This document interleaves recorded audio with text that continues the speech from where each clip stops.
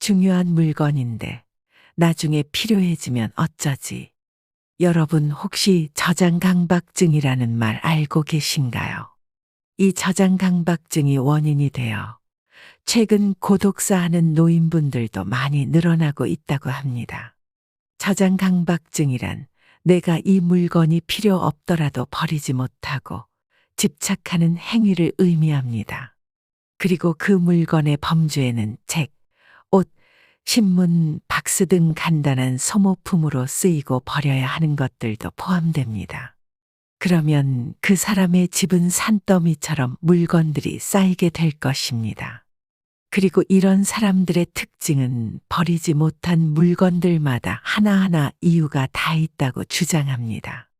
여러분들 주변에도 이런 사람들이 분명 흔하게 있을 것입니다.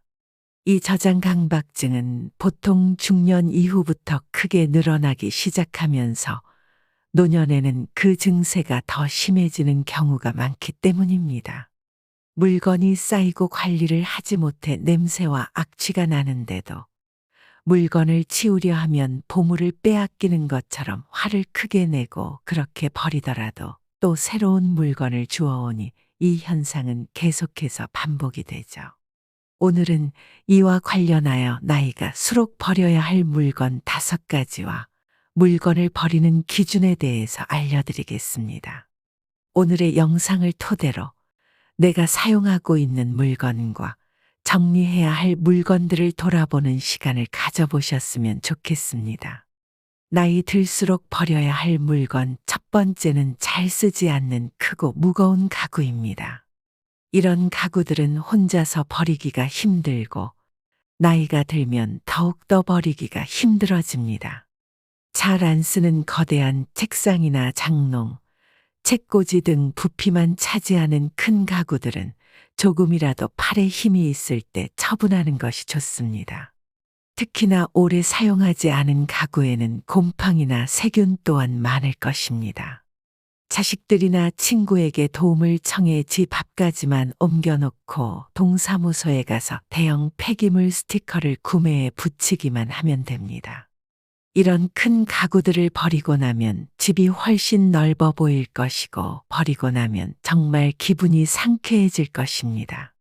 사실 너무 거대한 가구들은 집 앞까지 들고 갈 엄두도 나지 않을 것입니다. 그럴 경우 돈은 조금 들 수 있지만 가구 수거 업체를 이용하는 방법도 좋습니다. 현재 살고 있는 지역 주변에 가구 수거 업체를 찾아 문의해 보세요. 저희 집에도 10년 넘게 안 쓰고 베란다에 방치해 놓은 큰 서랍이 있었는데 수거 업체를 불러 얼른 처분했던 경험이 있습니다. 전화만 하면 시간 맞춰 찾아오니 크게 어렵지 않습니다. 또한 요즘엔 가구를 구매하시면서 교체하시는 거라면 가구를 버려주는 서비스도 실시하는 곳이 많기 때문에 알아두시면 좋겠습니다. 나이 들수록 버려야 할 물건 2번째는 예전에 먹었던 약과 건강 보조식품 그리고 각종 마사지 기구들입니다. 병원에서 받은 약은 가급적 빨리 먹는 것이 좋습니다.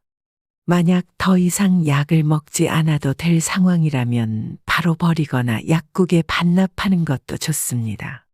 약국에 반납하는 이유는 유통기한이 지나거나 변질 부패된 영양제 등의 의약품은 효과를 보장할 수 없고 성분 또한 변질될 수 있기 때문입니다. 이러한 폐기약품은 생활계유해 폐기물로 분류돼 보건소나 약국 주민센터 등의 별도의 전용 수거함을 통해 폐기해야 하는데 안타깝게도 잘 지켜지지 않는 경우가 많다고 합니다.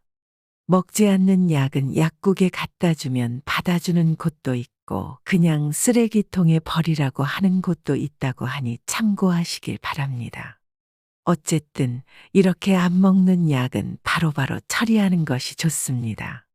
그렇지 않으면 나중에 지금 먹는 약이랑 섞이고 이게 무슨 약인지 헷갈리게 되는 경우가 생길 수도 있습니다. 건강보조식품도 마찬가지입니다. 아마 많은 분들이 영양제와 같은 건강보조식품을 집에 많이 두고 있을 것입니다. 하지만 먹지 않는 것들도 그냥 보관하는 경우가 많습니다. 건강보조식품은 유통기한이 그리 길지도 않기 때문에 오래된 건강보조식품이 있다면 반드시 유통기한을 확인하고 먹는 것이 좋고, 먹지 않는 것이라면 빨리 버리는 것이 좋습니다. 이뿐 아니라 각종 마사지 기구를 여러 개 가지고 있는 분들도 계십니다. 나이가 들수록 여기저기 쑤시는 곳도 많아지고 불편해지는 곳도 많이 생기기 때문에 어깨 안마기, 손목 마사지기, 허리 찜질기 등 많은 의료기구를 가지고 계신 분들이 있습니다. 효과가 괜찮은 것들은 그냥 사용하셔도 되지만 샀는데 잘 안 쓰게 되고 별로 효과도 미미하다고 여겨지는 기구가 있다면 중고로 팔던지 어디 기부하던 하는 것이 좋습니다. 이런 의료기구는 부피도 꽤 차지하기 때문에 안 쓰는 의료기구는 없는지 체크해보고 너무 해지지 않았다면 중고로 팔거나 나눔을 해보세요. 나이 들수록 버려야 할 물건 세 번째는 주방용품입니다. 요새 주방을 편리하게 해주는 싱크대, 삼각 코너 등과 같은 용품이 홈쇼핑 같은 곳에서 많이 보이는 것 같습니다. 하지만 이 역시 싱크대의 공간만 차지하고 세균이 많이 쌓일 수 있어 가급적 처분하는 것이 좋습니다. 홈쇼핑이나 유튜브에서 이런 주방용품을 볼 때마다 구매하고 싶은 욕심이 많이 생길 것입니다. 하지만 이런 것들을 써보고 싶다고 다 구매하는 것보다 정말 정리가 잘 되게 도와주는 것들을 위주로 구매하는 것이 좋습니다. 정리를 도와주는 주방끼리 조절 선반이라던가 비슷한 것들을 모아놓을 수 있는 바구니 정도만 구비하는 게 좋은 방향입니다.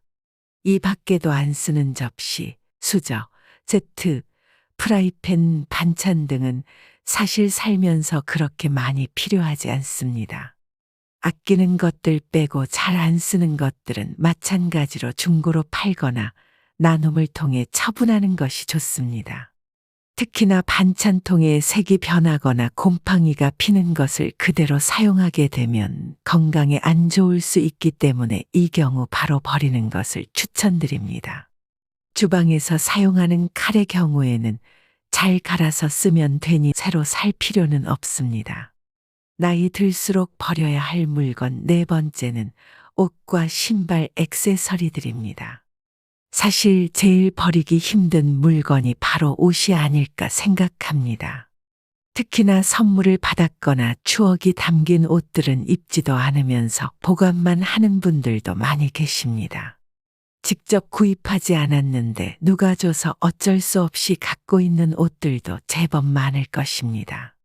옷의 경우 버릴까 고민하면서도 나중에 입을 일이 있겠지 하며 그냥 보관하게 되는 경우도 많습니다. 심리학 용어 중에 보유효과라는 용어가 있습니다. 보유효과란 사람들이 어떤 물건을 소유하고 있을 때 그것을 갖고 있지 않을 때보다 그 가치를 높게 평가하여 있는 물건을 내놓는 것을 손실로 여기는 심리현상입니다.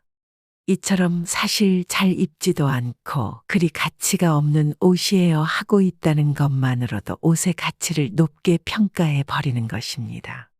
우리는 이 보유 효과로 인해 안 입는 옷이나 신발을 계속 보관하는 것은 아닌지 생각해 볼 필요가 있습니다. 만약 그냥 버리기 아깝다면 옷이나 신발도 당근 마켓에 중고로 팔거나 나눔 또는 기부를 해도 좋습니다. 아마 대부분은 귀찮아서 버리지도, 중고로 팔 생각도, 나눔이나 기부를 할 생각도 하지 못하는 것 같습니다. 이 경우 날짜를 하루 정해서 그날은 내가 가지고 있는 안 쓰는 물건들을 처리하는 날로 정해 그날에는 무조건 처분을 하는 것이 좋습니다. 액세서리들은 특히나 크기가 작아서 사놓고 잃어버리는 경우도 많습니다. 이렇듯 너무 가짓수가 많아지면 귀걸이 같은 경우에는 짝을 찾기도 힘들어질 수 있습니다. 가지고 있는 액세서리 중 일부만 사용하는 경우도 많을 것입니다. 이 경우 자주 사용하는 액세서리만 남겨놓고 나머지는 처분하는 것이 현명한 선택일 것입니다. 그게 아니라면 한 짝을 잃어버리지 않게 잘 정리를 하는 것이 좋습니다.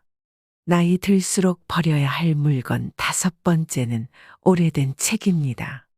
아마 많은 분들이 오래된 책을 책꽂이에 그대로 보관 중이신 것 같습니다. 저도 그렇고요. 매번 정리하려고 하지만 책은 특히나 그냥 버리기는 아깝다는 생각에 쉽게 버리지 못하는 것 같습니다. 저 같은 경우는 도서관에 기증할 책들을 따로 모아두었습니다. 나중에 날을 잡아 도서관에 기증을 할 예정입니다. 아마 저와 같은 이유로 책을 버리기 아까워하는 분들이 많을 것 같습니다. 이런 분들은 마찬가지로 책을 도서관에 기증하거나 어린이들이 좋아할 만한 책이라면 보육원 같은 곳에 기증을 하면 좋을 것 같습니다.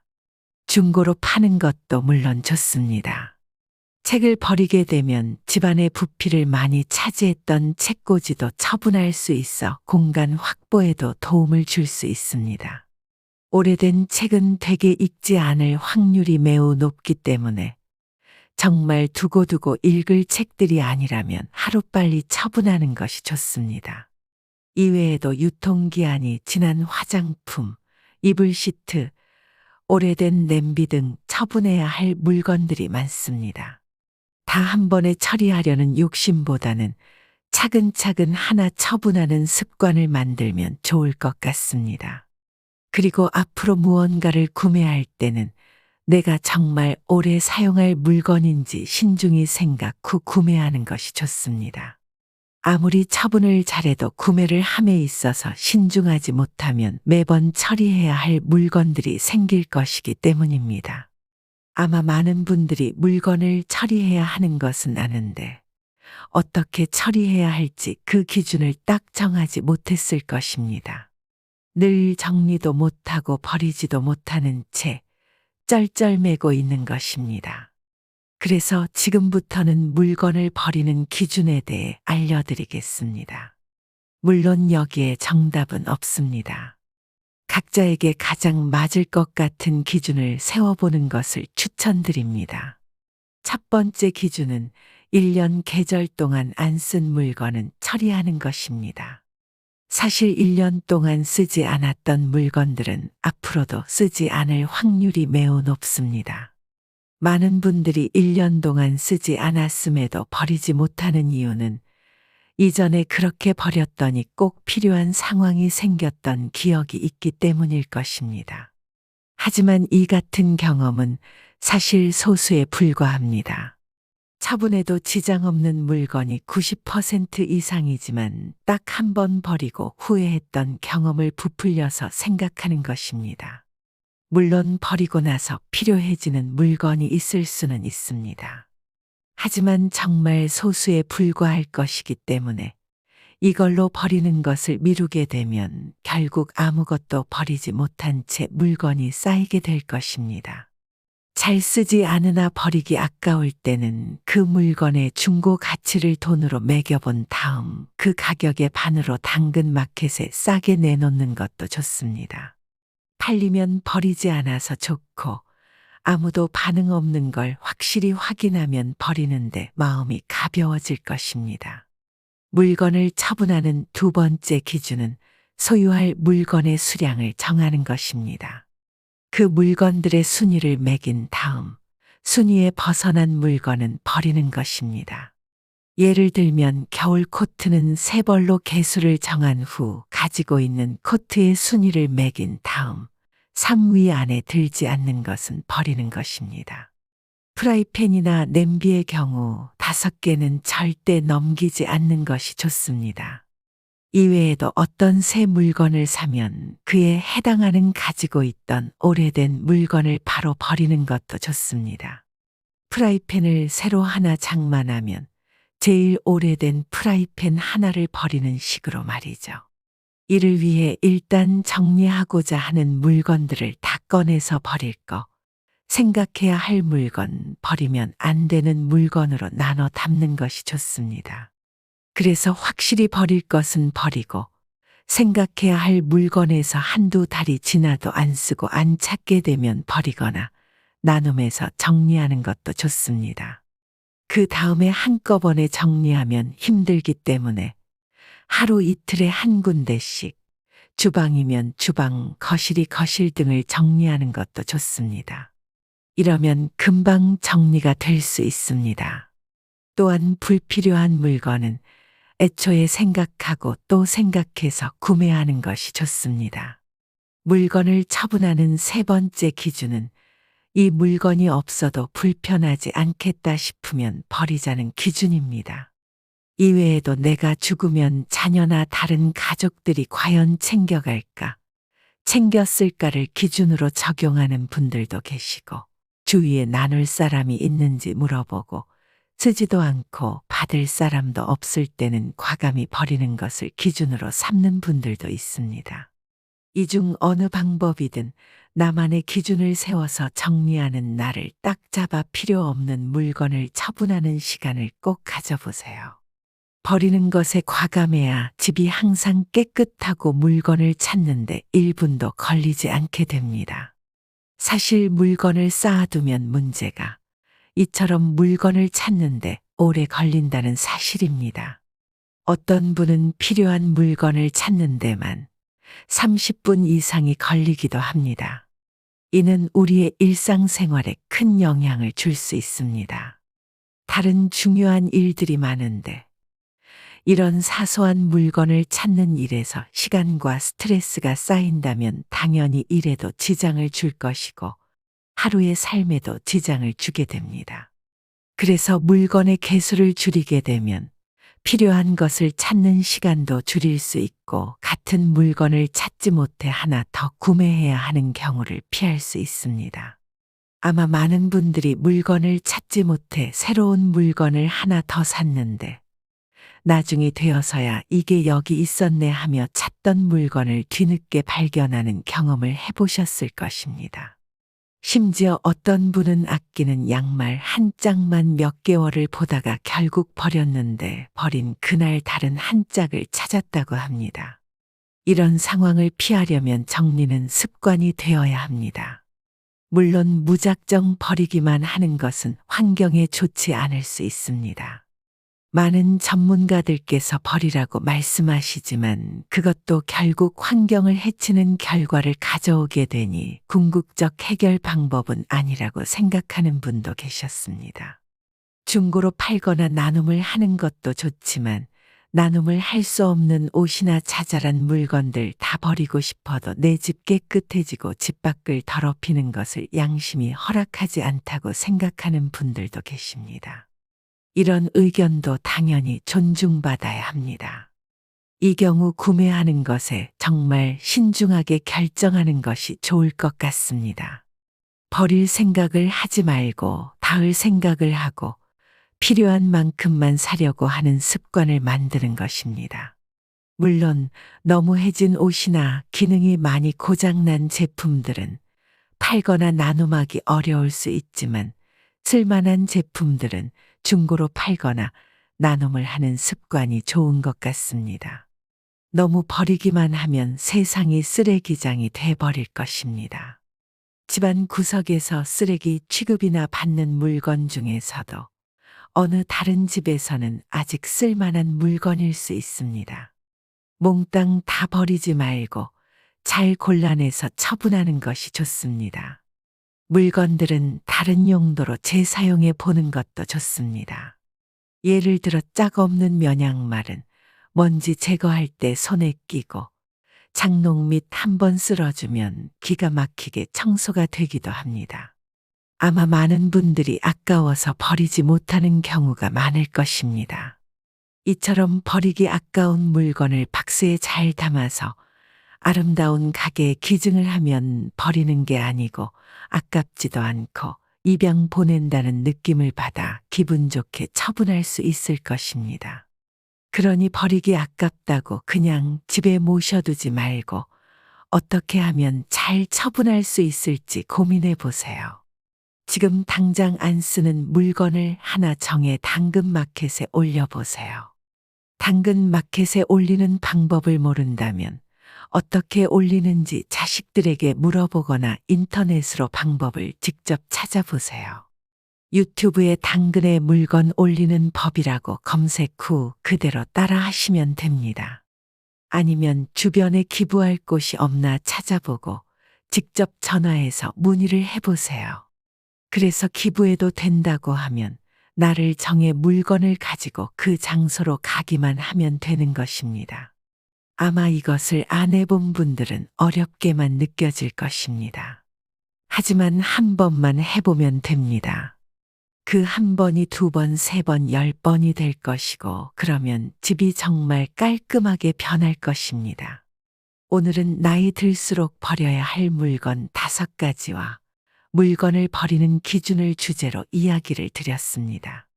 버려야 할 물건 첫째는 크고 무거운 가구, 둘째는 예전에 먹었던 약과 건강 보조식품, 3번째는 공간만 차지하는 주방용품, 넷째는 안 입는 옷과 신발, 마지막 5째는 오래된 책입니다. 물건을 버리는 기준 첫째는 1년 4계절 동안 쓰지 않았던 물건들은 처분하는 것, 둘째는 소유할 물건의 수량을 정하는 것, 마지막 셋째는 이 물건이 없어도 불편하지 않겠다 싶으면 처리하는 것입니다. 각자의 기준과 가치관이 다를 수 있고 정답은 없습니다. 그러니 자신에게 가장 맞는 법을 정해 집을 깨끗한 상태로 유지해 마음 건강까지 같이 챙기셨으면 좋겠습니다. 처음 한 번이 어렵습니다.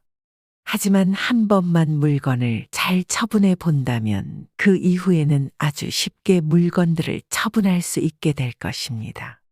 그러니 반드시 처분해야 할 물건을 지금 당장 하나만 처분해 보시길 바랍니다. 지혜로운 모습으로 아름답게 추억되는 여러분들을 응원합니다. 나눔 철학이었습니다. 감사합니다.